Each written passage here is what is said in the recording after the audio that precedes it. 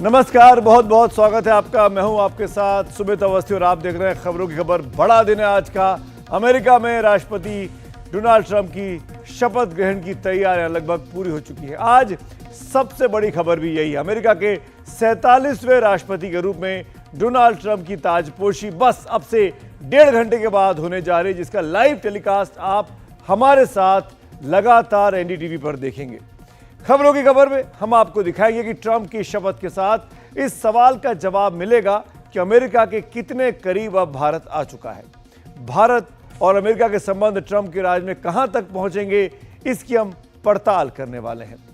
इसके साथ ही खबरों की खबर में आज हम इस बात पर भी बात करेंगे कि हम ट्रंप के इस दावे का भी विश्लेषण करेंगे कि अगर वो राष्ट्रपति नहीं बनते तो दुनिया को तीसरे विश्व युद्ध का सामना करना पड़ता। लेकिन ट्रंप का कहना है कि वो तीसरा विश्व युद्ध रुकवाने वाले हैं, जो हो सकता है, ऐसा ट्रंप का कहना है।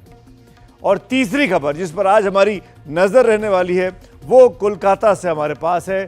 कोलकाता से आरजी कर मेडिकल कॉलेज में महिला डॉक्टर से बलात्कार और हत्या के मामले में दोषी ठहराए गए संजय रॉय को अदालत ने आजीवन कारावास की सजा सुनाई है। लेकिन सत्ता के गलियारों से लेकर सड़क तक बहुतों को लगता है कि न्याय अभी अधूरा है। और आज जो चौथी खबर हम आपके सामने लेकर आए हैं वो बॉलीवुड अभिनेता सैफ अली खान पर हुए हमले और उनके घर में घुसपैठ से जुड़ी हुई है। ये दो खबरें हम आपको दिखाने वाले हैं, एक आरजी कर से जुड़ी हुई और दूसरा सैफ के घर में हुई घुसपैठ से जुड़ी हुई, जिसमें बांग्लादेशी आरोपी की गिरफ्तारी के बाद आज हम आपको साजिश की असली कहानी बताएंगे। लेकिन शुरुआत करते हैं आज की सबसे बड़ी खबर के साथ, जो अमेरिका से है। कुछ ही देर में अमेरिका की राजधानी वॉशिंगटन डीसी में वो अद्भुत तस्वीरें आपके सामने होंगी जिसके तहत आप देखेंगे डोनाल्ड ट्रंप एक बार फिर राष्ट्रपति पद की शपथ लेने वाले हैं। आज राजधानी वॉशिंगटन डीसी में नए राष्ट्रपति के स्वागत का जश्न शुरू हो चुका है। ट्रंप बस 1.5 घंटे के बाद ही राष्ट्रपति पद की शपथ लेने वाले हैं। ट्रंप की ताजपोशी के लिए दुनिया भर के दिग्गजों को वहां पर बुलाया गया है। सब वहां पहुंच चुके हैं। भारत के विदेश मंत्री एस जयशंकर भी अमेरिका में ही मौजूद हैं, वहीं वॉशिंगटन डीसी में। ये कुछ देर पहले की तस्वीरें हैं जब राष्ट्रपति ट्रंप, उनकी पत्नी पहुंचे थे व्हाइट हाउस, जहां पर आउटगोइंग प्रेसिडेंट निवर्तमान राष्ट्रपति जो बाइडेन ने उनका स्वागत किया था। अब सवाल है कि अमेरिका की बागडोर संभालने के बाद भारत के साथ अमेरिका के रिश्तों की डोर कितनी मजबूत होगी। ऐसी खबरें आ रही हैं कि राष्ट्रपति बनने के कुछ समय बाद ट्रंप जिन 2 देशों की यात्रा कर सकते हैं उनमें एक तो चीन है और दूसरा भारत है। अगर चीन और भारत के दौरे पर ट्रंप आते हैं तो उस यात्रा के पीछे की कूटनीति और अर्थनीति को समझने के लिए आप सबसे पहले हमारी ये खास रिपोर्ट देखिए।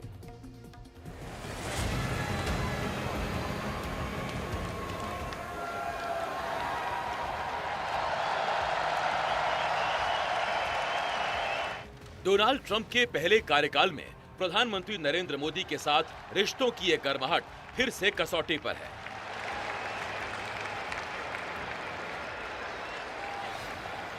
जिस तरह ट्रंप अमेरिका फर्स्ट और मेक अमेरिका ग्रेट अगेन का नारा देकर चुनाव जीते और ये बताने में कामयाब रहे कि अमेरिका के दिल के वो ज्यादा करीब हैं और ये भी जानते हैं कि अमेरिका के लोग क्या चाहते हैं।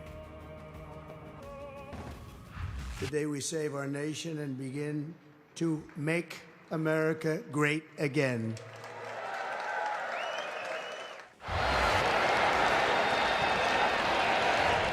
उसके बाद सवाल है कि भारत के साथ ट्रंप के रिश्ते क्या मोड़ लेंगे।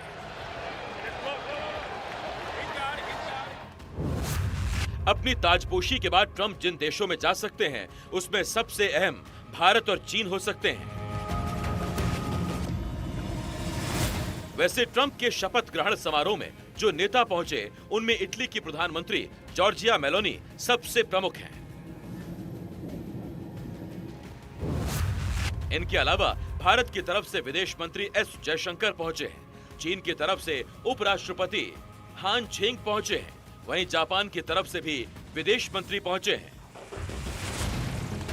बल्कि चीन के राष्ट्रपति शी जिनपिंग के साथ शुक्रवार को ही डोनाल्ड ट्रंप की बात हुई। इसका खुलासा चीनी मीडिया में हुआ है। 本台消息，1月17号晚。 चीन के राष्ट्रपति शी जिनपिंग ने शुक्रवार को अमेरिका के नवनिर्वाचित राष्ट्रपति डोनाल्ड ट्रंप से टेलीफोन पर बातचीत की। शी ने ट्रंप को दोबारा अमेरिका का राष्ट्रपति चुने जाने पर बधाई दी। उन्होंने बताया कि दोनों एक दूसरे के साथ बातचीत को बहुत महत्व देते हैं। दोनों चीन अमेरिका के बीच अच्छी शुरुआत की उम्मीद करते हैं। शी ने कहा कि वह चीन अमेरिका को बढ़ावा देने के लिए तैयार है, संबंधों को एक नई शुरुआती बिंदु से अधिक प्रगति करने के लिए। शी ने इस बात पर जोर दिया कि दोनों महान देश अपने अपने सपनों को साकार कर रहे हैं और अपने लोगों के लिए बेहतर जीवन बनाने के लिए प्रतिबद्ध है। चीन और अमेरिका व्यापक साझा हित और सहयोग का व्यापक दायरा साझा करते हैं। शी ने कहा, दोनों देश भागीदार और मित्र बन सकते हैं, एक दूसरे की सफलता में योगदान दे सकते हैं और साझा समृद्धि का आनंद ले सकते हैं, जिससे दोनों देशों और पूरी दुनिया को फायदा होगा। 造福两国，惠及世界。 1月20日 विदेश मंत्री ताकेशी इवाया अमेरिकी राष्ट्रपति के उद्घाटन समारोह में भाग ले रहे हैं, जो किसी जापानी विदेश मंत्री के लिए पहली बार है। मैं इसे ट्रंप प्रशासन के जापान के साथ संबंधों को महत्वपूर्ण बनाने के प्रतिबिंब के रूप में लेता हूं। चूंकि ये वो समय है जब नए प्रशासन की शुरुआत होगी, मुझे आशा है कि ये उनके साथ विश्वास बनाने का एक अवसर होगा। 強固な信頼協力関係を構築 द वॉल स्ट्रीट जर्नल के मुताबिक ट्रंप ने ताजपोशी के बाद चीन जाने की इच्छा जताई है। ट्रंप की टीम के हवाले से मीडिया में आई खबरों के मुताबिक ट्रंप भारत और चीन का दौरा करना चाहते हैं।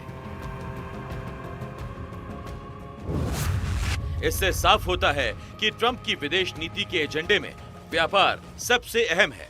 भारत और चीन आज विश्व के बड़े बाजार हैं, तो ट्रंप का अमेरिका इन देशों की अनदेखी करना नहीं चाहता। जानकारों के मुताबिक चुनाव प्रचार के दौरान चीन पर ज्यादा टैरिफ लगाने वाले बयान को लेकर जिनपिंग से तनावपूर्ण संबंधों को सुधारने का प्रयास ट्रंप कर सकते हैं। वहीं भारत के साथ कारोबारी रिश्तों को और बेहतर बनाने के लिए ट्रंप का भारत आगमन हो सकता है। अभी दिसंबर में जब विदेश मंत्री एस जयशंकर ने अमेरिका का दौरा किया था, तो दोनों देशों के बीच संबंधों को और बेहतर बनाने पर जोर था और इसकी बुनियाद प्रधानमंत्री मोदी के साथ ट्रंप के पुराने मधुर संबंध है।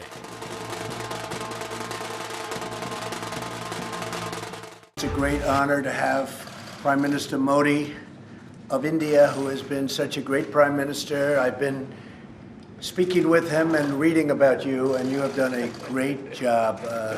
Economically, India is doing very well, and in so many other ways. So I'd like to congratulate you. I'd like to congratulate you very much. Thank you. करीब $60 बिलियन का ट्रेड और करीब 50,000 लोगों के लिए जॉब, तो अपने आप में एक बहुत बड़ा इनिशिएटिव भारत ने लिया है। राष्ट्रपति ट्रंप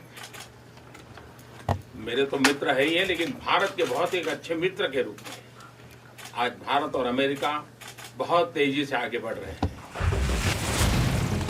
वैसे इस साल के आखिर में होने वाले क्वाड की बैठक पर भी सबकी नजरें हैं। इस बैठक की मेजबानी इस बार भारत कर रहा है, जिनमें भारत, ऑस्ट्रेलिया, जापान और अमेरिका शामिल है। जाहिर है कि उसमें ट्रंप की मौजूदगी भारत और अमेरिका के रिश्तों को नया विस्तार देगी। अमेरिका के लिए भारत 3 अहम कारणों से बहुत मायने रखता है। पहला कारण दोनों देशों में मजबूत आर्थिक कारोबारी रिश्ता है, जिसे 2026-2027 में $300 बिलियन तक पहुंचने की संभावना है। ये इसलिए भी अहम है कि अमेरिका भारत में तीसरा सबसे बड़ा निवेशक देश है। दूसरा कारण चीन है, जिसको नियंत्रित करने के लिए भारत के साथ अमेरिका बेहतर रिश्ते बना सकता है। और तीसरा कारण भारत की अंतर्राष्ट्रीय साख है, जो G20 और ग्लोबल साउथ 77 देशों के आयोजन में भारत की भूमिका से और बढ़ी है। लेकिन पिछली बार भारत की यात्रा को रद्द करके चीन जाने वाले एलॉन मस्क क्या भारत के साथ अमेरिका के रिश्तों को मजबूत बनाने में ट्रंप की मदद करेंगे?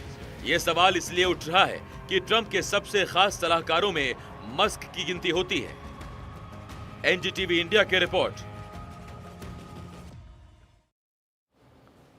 तो सुनिए आपने ये क्या कुछ होने वाला है, भारत और अमेरिका के रिश्तों में किस तरह की उम्मीदें की जा रही हैं। मेरे साथ इस वक्त अमेरिका से डॉक्टर भरत बरई जुड़ रहे हैं, जो कि प्रमुख हैं भारत यूएस कम्युनिटी फाउंडेशन के। बड़ा नाम है इंडियन कम्युनिटी में, तो बहुत प्रचलित है डॉक्टर बरई। मेरा भी सौभाग्य हुआ था, मैं पिछली बार अमेरिका गया था, डॉक्टर बरई से मिला था 2014 में। डॉक्टर साहब थैंक यू सो मच, अगर आप मुझे सुन पा रहे हैं तो। नमस्ते। मैं उम्मीद कर रहा हूं कि आज ये जो इनॉग्रेशन हो रहा है, जिसको हम हिंदी में शपथ ग्रहण बोल रहे हैं, जो शाम को जलसा होगा हमारे लिए कल सुबह, उसमें आपको न्योता होगा। आप तो खुलकर रिपब्लिकन को सपोर्ट करते रहे। मुझे न्योता जरूर मिला था, लेकिन मैं डॉक्टर भी हूँ, तो ये सैटरडे संडे मेरी हॉस्पिटल में इमरजेंसी रोस्टर की ड्यूटी थी, इसीलिए मैं नहीं जा सका। लेकिन वो तो चलता रहता है डॉक्टर की लाइफ में। डॉक्टर साहब, मैं स्पेसिफिकली आपसे पूछना चाहूँगा, क्योंकि आप इंडियन कम्युनिटी के हैं, आप इस सालों से अमेरिका में रह रहे हैं, ट्रम्प साहब की वापसी हुई है, क्या आप उम्मीद करते हैं आने वाले दिनों में भारत और अमेरिका के संबंधों में ऐसी कौन से 3 क्षेत्र हैं जहां पर भारतवासियों को बहुत ज़्यादा उम्मीदें हैं ट्रम्प प्रशासन से? ऐसा है कि भारत का स्ट्रेटेजिक जो इम्पोर्टेंस है, सारी दुनिया में सबसे ज़्यादा संख्या वाला भारत देश है, दुनिया की 5वीं लार्जेस्ट इकोनॉमी है, क्वाड में मिलिट्री पावर है, नरेंद्र मोदी भी एक स्ट्रांग लीडर हैं, जैसे ट्रम्प अमेरिका के स्ट्रांग लीडर हैं। अमेरिका में करीब 55 लाख भारतीय लोग रह रहे हैं। सबसे ज़्यादा इनकम में एथनिक ग्रुप में भारतीय लोग हैं। तो ये सब लोग आप इकट्ठा करें पॉइंट, तो उनको ज़रूर मालूम होगा कि भारत और अमेरिका के बीच दोस्ती होवे तो दोनों देश के लिए वो अच्छी बात है। दुनिया में शांति होगी, दुनिया में आर्थिक प्रगति होगी, और चीन या दूसरे कोई देश अगर गड़बड़ सड़बड़ करेंगे तो ये दोनों देशों की मित्रता से उनका काउंटर अटैक होगा। ये आप इम्पोर्टेंट बात कह रहे हैं। मेरे साथ यहाँ स्टूडियो में जाकिर हुसैन साहब भी हैं। आपका बहुत बहुत स्वागत है प्रोफेसर साहब, विदेश मामलों के जानकार हैं। मेरा सीधा सवाल है आपसे, क्या आपको लगता है टैरिफ को लेकर क्या भारत को चिंता करनी चाहिए? क्या अमेरिका, जैसे वो कहते हैं अमेरिका फर्स्ट, तो क्या हिंदुस्तान के लिए चिंता का सबब है, हिंदुस्तानियों के लिए? हाँ, थोड़ा सा सबब है, चिंता का सबब है, क्योंकि 10% पहले ही टैरिफ लगा चुके थे पहले टर्म में, और अभी जो ट्रम्प का जो मेन फोकस है वो जो है रोज़गार पैदा करना है अमेरिका में। इसके लिए जो है चीप इंडस्ट्रियल गुड्स और चीप इंडस्ट्री को इस्टेब्लिश करना है। तो वो ज़्यादा कोशिश करेंगे कि हमारे ऊपर जो है चीप प्रोडक्ट के ऊपर जो है वो टैरिफ लगाएं, जिससे कॉस्ट ऊपर होगी। लेकिन साथ ही साथ हम ये भी देख रहे हैं कि वो इन्वेस्टमेंट को भी प्रमोट करेंगे भारत के, क्योंकि वहाँ पे इंडस्ट्री ले जाना चाहते हैं। दूसरी तरफ हम ये देखते हैं कि चाइना के ऊपर हाई टेक्नोलॉजी के ऊपर टैक्स लगा रहे हैं, टैरिफ लगा रहे हैं, 60% का है, कुछ माइल्ड हुए हैं, जिसकी वजह से वो चाहते हैं कि चाइना टेक्नोलॉजी में उनसे आगे न बढ़ पाए और एलन मस्क के हाथ में दिया जाए। उसका 2 एग्जाम्पल दे रहे हैं कि स्पेस में एलन मस्क पूरे आगे हैं। दूसरी तरफ टिकटॉक में उन्होंने कहा कि 50% का हमारा जॉइंट वेंचर हो, तो शायद एलन मस्क उसको ख़रीद लेंगे। तो अगर एलन मस्क टिकटॉक ख़रीदते हैं, स्पेस में उनका वर्चस्व होगा, तो उसकी वजह से टेस्ला जो है वो जीपीएस से कनेक्ट होगी, तो ये ऑटो इंडस्ट्री में भी उनका आएगा। तो हमारा स्कोप जो है, मेन जो हमारे लिए चिंता का विषय है वो सर्विस सेक्टर है। सर्विस सेक्टर हमारी $341 बिलियन बढ़ा है इधर बहुत तेज़ी से, जिसने हमारे ट्रेड डिफिसिट को रोका है। जो ट्रेड डिफिसिट हुआ है मर्चेंडाइज पे हम उतना कामयाब नहीं हो पाए हैं। तो सर्विस सेक्टर का हमारा जो अभी सैक जो है, मतलब जेफरी सैक ने जो एस्टिमेट दिया है, गोल्डमैन सैक ने, उन्होंने कहा है 2030 तक ये 800 बिलियन का हो जाएगा सर्विस सेक्टर। तो ये सर्विस पे अगर वो आईटी वगैरह पे टैक्स लगाते हैं, H1B वीज़ा पे जो है कुछ करते हैं, तो हमारी सर्विस सेक्टर वहाँ असर। मैं डॉक्टर बरई से पूछ देता हूँ। डॉक्टर बरई, जो आप सुन रहे होंगे हमारे एक्सपर्ट जाकिर हुसैन साहब क्या बोल रहे हैं, क्या आपको लग रहा है कि ये टैरिफ को लेकर भारत को चिंता होनी चाहिए? मेरा ख्याल है चिंता तो नहीं होनी चाहिए, क्योंकि ये टैरिफ लगाएंगे तो सारे देश के जो प्रोडक्ट्स आते हैं उसको ऊपर टैरिफ लगाएंगे। जो आईटी सेक्टर है उसकी जो एक्सपोर्ट है उसके पर टैरिफ लगाएंगे। इंटेलेक्चुअल गुड्स, सॉफ्टवेयर वो मालूम नहीं है, लेकिन जो चीज़ की निकास होगी भारत से उसके पर टैरिफ लगेंगे। लेकिन देखो तो चाइना, मैक्सिको, कनाडा, यूरोप सभी दुनिया के देशों के ऊपर टैरिफ लगाएंगे, क्योंकि उनको कॉरपोरेट टैक्स कम करना है, थोड़े दूसरे टैक्स कम करना है, तो फिर पैसा कहाँ से लाएंगे।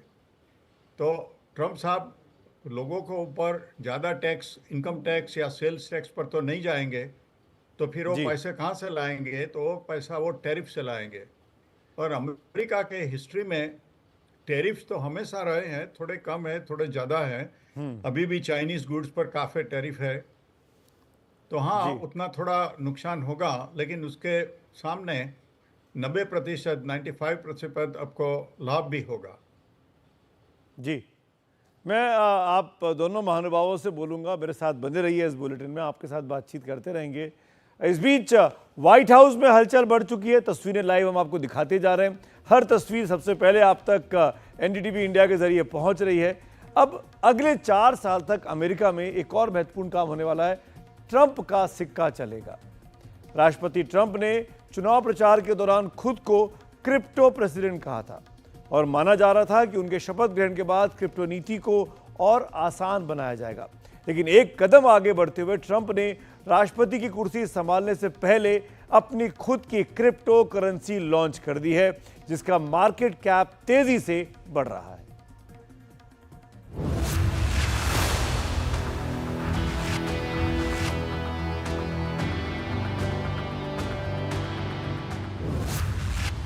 डोनाल्ड ट्रंप ने जिस क्रिप्टो टोकन को लॉन्च किया, उसने बाजार में हलचल मचा दी है।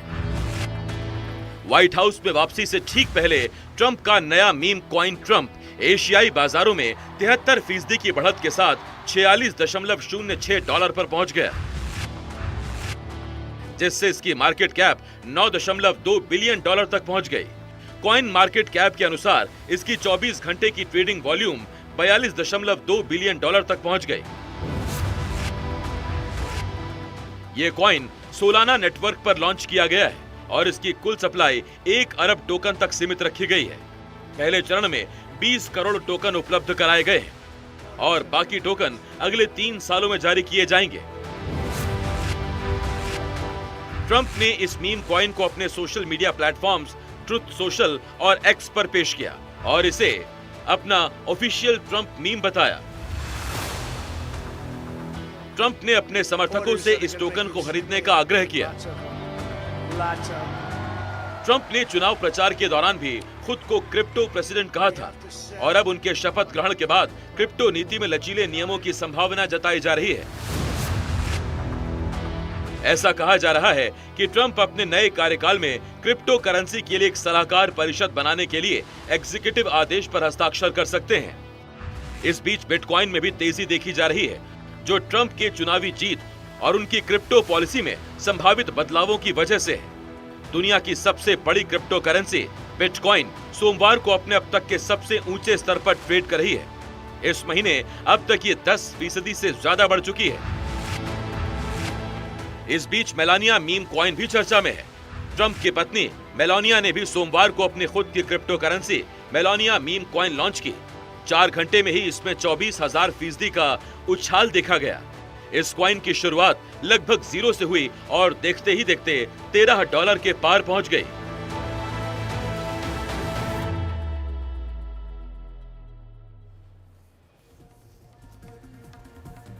वो पुरानी कहावत थी ना कि सिक्का चलेगा, तो वाकई में ट्रंप साहब ने अपना सिक्का ही लॉन्च कर दिया क्रिप्टो करेंसी के इस दौर में। मेरे साथ जाकिर हुसैन साहब बने हुए। जाकिर साहब, इसको कैसे देखना चाहिए? मेलानिया के नाम का क्रिप्टो आ रहा है, ट्रंप साहब के नाम का आ रहा है, ये कितना असर डालेगा अर्थव्यवस्था पर भी?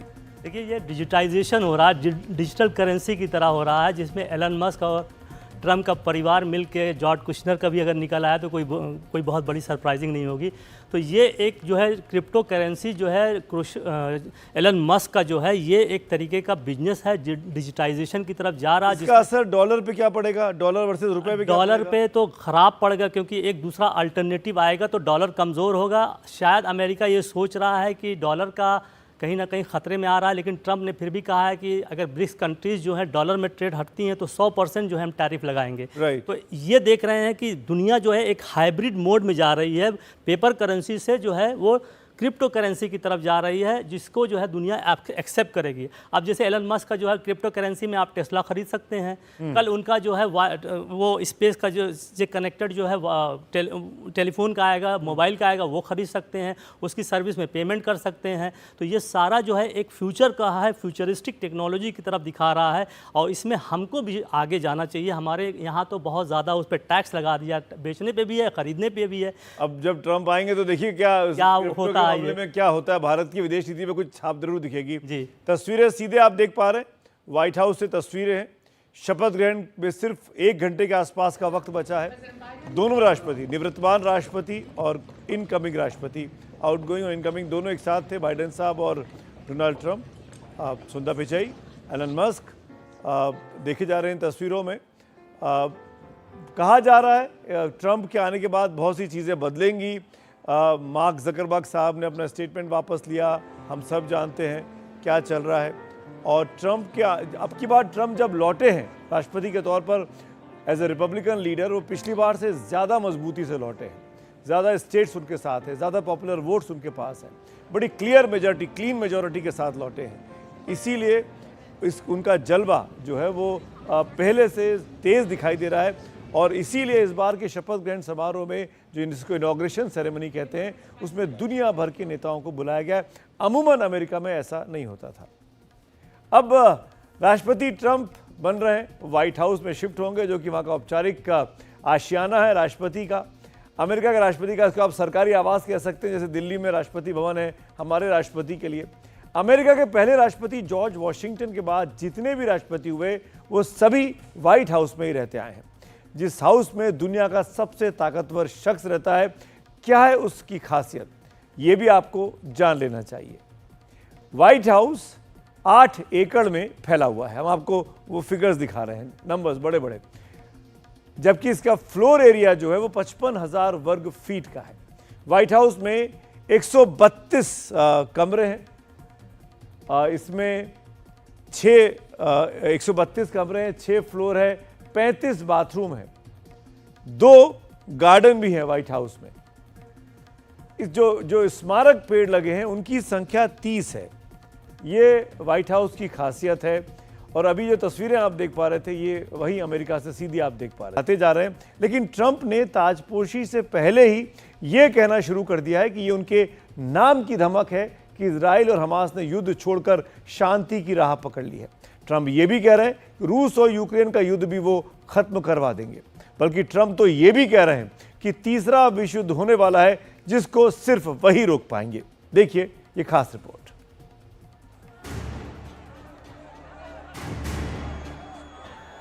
15 महीने से बेगुनाहों के खून से नहाए गाजा पट्टी में सुलह समझौते की सुबह उस वक्त हुई जब अमेरिका में डोनाल्ड ट्रंप की ताजपोशी तय हो गई।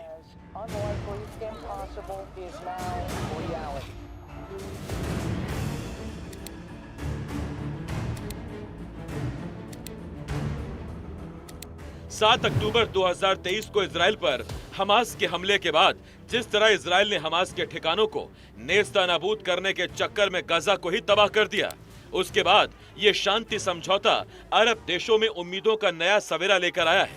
लेकिन इस समझौते का क्रेडिट ट्रंप खुद ले रहे हैं। वो भले ही राष्ट्रपति बने नहीं थे, बस चुनाव भर जीते थे। All of this in the Middle East in less than 3 months without being president.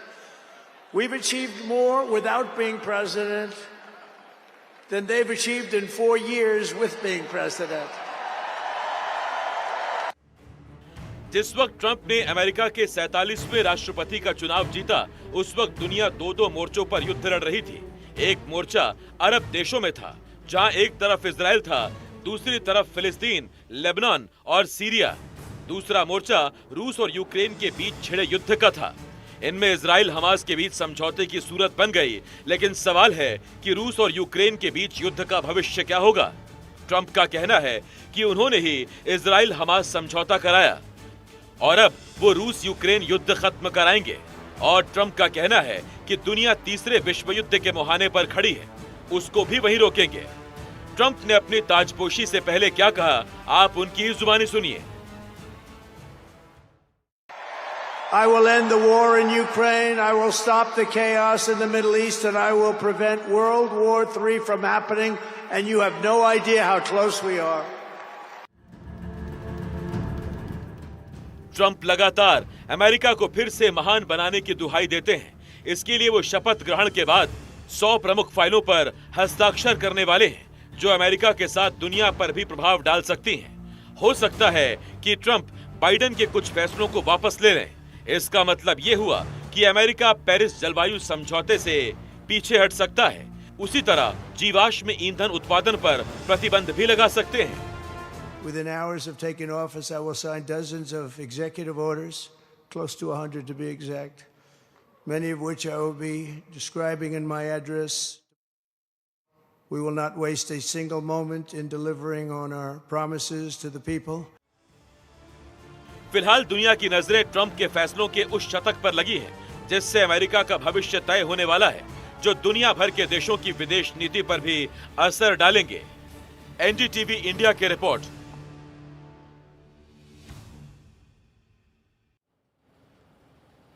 दुनिया के लिए बहुत बड़ी खबर है ये, कोई छोटी मोटी चीज नहीं है। राष्ट्रपति ट्रंप का सत्ता में लौटना और पहले से मजबूत होकर लौटना और डेमोक्रेट्स का बहुत कमजोर हो जाना, ये इशारा कर रहा है कि दुनिया और खासकर अमेरिकन क्या सोच रहे हैं।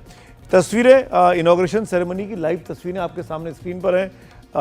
इंतज़ार हो रहा है, बताया गया है अब से करीब 1 घंटे के बाद 10:30 बजे भारतीय समय अनुसार शपथ ग्रहण होगा। सब लोग, जितने गणमान्य लोग बुलाए गए हैं वो पहुंच चुके हैं। इंडोर इस बार ये सेरेमनी हो रही है, आउटडोर नहीं, अमूमन ये आउटडोर होती है। और दुनिया भर के नेताओं को न्योता दिया गया है। भारत की तरफ से भारत के विदेश मंत्री एस जयशंकर साहब भी इस समारोह में शिरकत कर रहे हैं।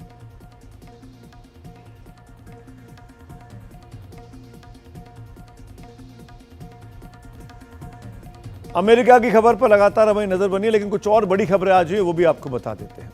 कोलकाता के आरजी कर अस्पताल केस में आज निचली अदालत ने अपना फैसला सुना दिया। रेप और मर्डर के दोषी संजय रॉय को उम्र कैद की सजा सुनाई गई है। कोर्ट ने कहा कि उसने सबूतों के आधार पर फैसला किया है। बीजेपी ने आरोप लगाया कि ममता सरकार ने केस को कमजोर करने का काम किया और खुद ममता बनर्जी ये कहते हुए सामने आई कि केस उनसे छीनकर सीबीआई को दे दिया गया था। उनकी सरकार ने जांच कराई होती तो आज मौत की सजा होती। यानी दोनों पक्ष इस बात को लेकर राजी हैं कि न्याय ये जो हुआ है अभी भी अधूरा है।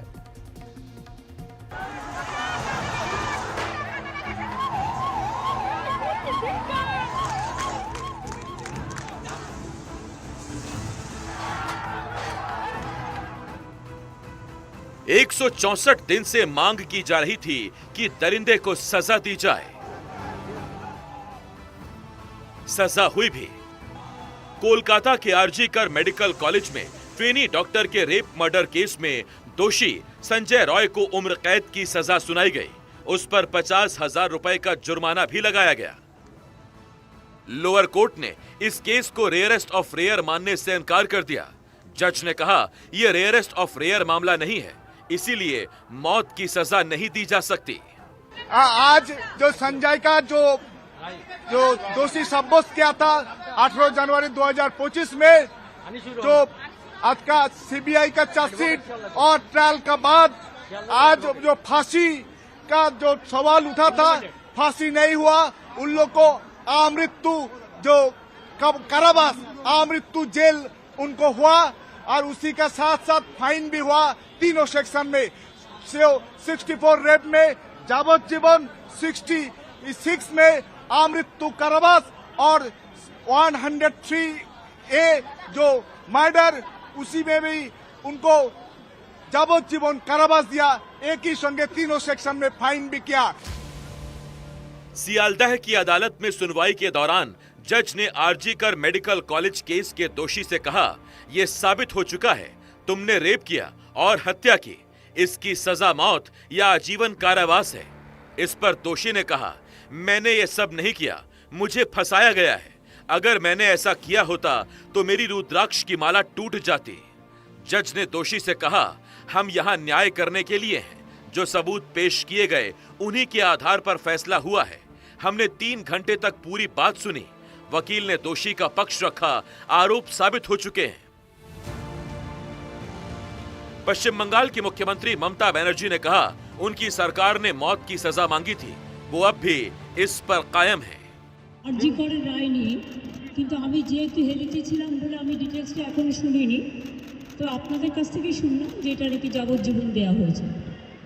এটা আপনাদের কাছ থেকে প্রথম আমি শুনলাম। আমার রিঅ্যাকশন ইজ ভেরি ক্লিয়ার। আমরা প্রথম দিন থেকেই ফাঁসির দাবি করে এসেছিলাম এবং আজকেও আমরা সেই দাবিতে অটুট আছি, কিন্তু আদালতের রায় ন্যাচারালি এখন সবাই মিলে কি বলবেন আমি জানি না, বাট আমার কথা আমি বলতে পারি বা আমার দলের বক্তব্য যেটা হচ্ছে আমরা 3টে কেসে আপনারা দেখেছেন 54 দিন থেকে 60 दिনের মধ্যে। कांग्रेस और बीजेपी दोनों ने कोर्ट के इस फैसले को अधूरा बताया और ममता सरकार पर केस को कमजोर करने का आरोप लगाया है। और बहुत सारे लोग इसमें शामिल हैं। इस साजिश में और भी लोग शामिल हैं। यही बंगाल के आम लोग शुरू से ही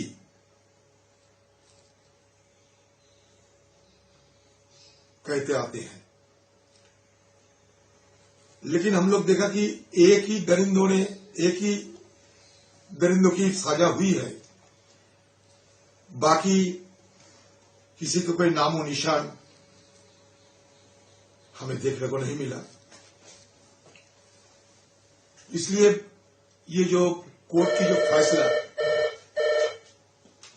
की ये फैसला मान लीजिए बंगाल के आम लोगों की उम्मीद के बराबर नहीं है। ये मान के चलो कि ये आधा पक्की और आधा जलवा एक फैसला निकाले हैं। लगता है कि बहुत सारी चीजों को मैनिपुलेट किया गया था शुरुआत में टीएमसी की सरकार और पुलिस के द्वारा जानबूझकर, ताकि केस कमजोर हो। हमने देखा कि कैसे एविडेंस को मिटाया गया, हमने देखा कि प्रोटेस्टिंग डॉक्टर्स को कैसे धमकाया गया, हमने देखा कि किस प्रकार से माता पिता को भी प्रेशर में लाने की पूरी कोशिश की गई। सुप्रीम कोर्ट ने बोला, माता पिता ने बोला, टीएमसी से अपेक्षित था, ममता दीदी से अपेक्षित था कि आप बेटी को न्याय दिलाओ, पर वो कर रहे थे सबूत मिटाओ, सच की आवाज दबाओ, किसी प्रकार से बलात्कारी बचाओ। और ये हर केस में आप पैटर्न देखिए, संदेश खाली में देखिए, शाहजहां के साथ। इसके पहले निचली अदालत ने 18 जनवरी को संजय रॉय को बीएनएस यानी भारतीय न्याय संहिता की धारा 64, 66 और 103(1) के तहत दोषी ठहराया था। धारा 64 के तहत बलात्कार के मामले में कम से कम 10 साल और ज्यादा से ज्यादा उम्र कैद की सजा का प्रावधान है। धारा 66 के तहत पीड़ित को अचेत अवस्था में पहुंचाने के मामले में कम से कम 20 साल की सजा का प्रावधान है, जो आजीवन कारावास भी हो सकती है। इसी तरह धारा 103(1) के तहत हत्या के मामले में फांसी की सजा या आजीवन कारावास का प्रावधान किया गया है। लेकिन संजय रॉय के खिलाफ 160 पेज के अपने फैसले में अदालत ने इसे रेयरेस्ट ऑफ रेयर केस नहीं माना। अदालत के फैसले के विरोध में जूनियर डॉक्टर्स ने सियालदाह कोर्ट के बाहर प्रदर्शन किया। प्रदर्शनकारियों का कहना है कि आरजीकर रेप मर्डर केस में दोषी संजय रॉय को उम्र कैद की जो सजा मिली है वो कम है। ये एक एग्जाम्पलरी पनिशमेंट नहीं हुआ है। एक लोग ये जो अपना लाइफ सेव करने के लिए पोस्टेड है, वहाँ पे आप क्या बोलते हैं कि लाइफ चला गया खुद का, तो उसी जगह से हम लोग नहीं मानते कि उसके लिए ये जजमेंट ठीक है। उसके लिए कहीं ना कहीं कंप्लीट जजमेंट नहीं है और कंप्लीट जजमेंट करना चाहिए। कोलकाता के आरजीकर हॉस्पिटल में 8 और 9 अगस्त 2024 की रात ट्रेनी डॉक्टर का रेप और मर्डर हुआ था। दोषी संजय रॉय पुलिस के ही सिविक वॉलंटियर के तौर पर काम करता था।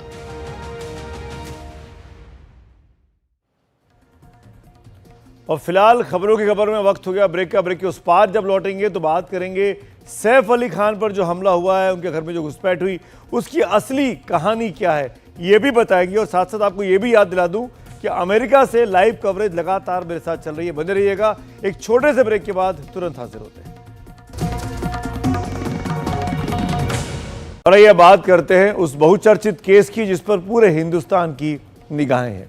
सैफ अली खान पर हुए हमले के बाद लगातार ये सवाल उठ रहे थे कि आखिरकार हमलावर उनके घर के अंदर कैसे घुसा। अब पुलिस ने इसका खुलासा कर दिया है। बताया जा रहा है कि सैफ के घर में बाथरूम की खिड़की में लगी जाली टूटी हुई थी। हमलावर उसी रास्ते से घर के अंदर गया। अब तक की जांच में पुलिस इस नतीजे पर भी पहुंची है कि आरोपी इससे पहले कभी सैफ के घर में नहीं गया था।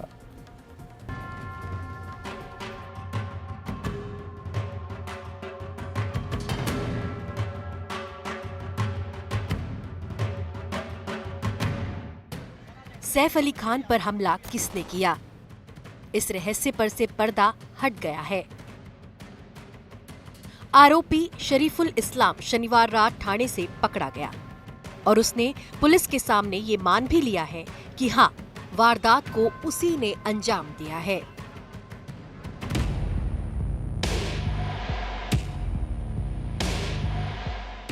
मुंबई पुलिस के 100 से अधिक स्टाफ ने 7 घंटे के सर्च ऑपरेशन के बाद आरोपी को गिरफ्तार किया। उसे कोर्ट में पेश किया गया और कोर्ट ने उसे 5 दिन की पुलिस हिरासत में भेज दिया।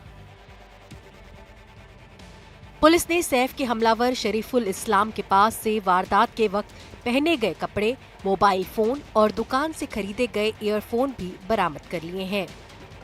कपड़ों को फॉरेंसिक जांच के लिए भी भेज दिया गया है। क्राइम ब्रांच सूत्रों के अनुसार आरोपी ने वारदात को अंजाम देने के बाद 3 से 4 बार अपने कपड़े बदले थे।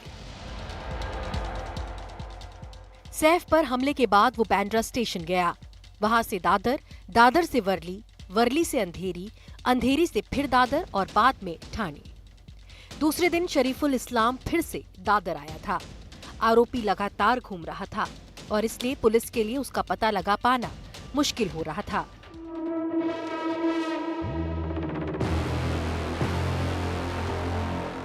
वारदात के बाद से ही लगातार ये सवाल उठ रहा था कि आखिर आरोपी कड़ी सुरक्षा और स्मार्ट डोर के बावजूद घर में दाखिल कैसे हुआ।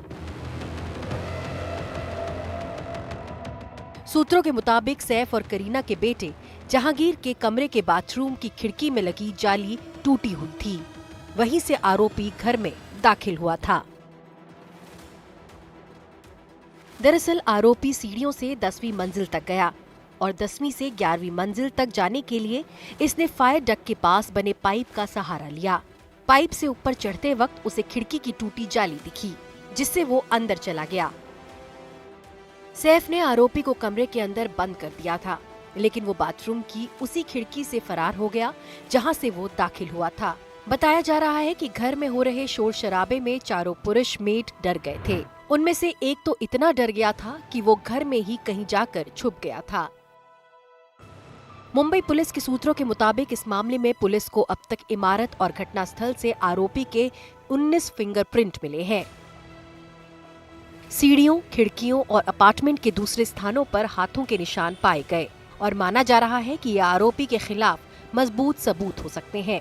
पुलिस फिंगरप्रिंट्स और फोरेंसिक विशेषज्ञों की मदद से जरूरी सबूत जुटाने में लगी हुई है।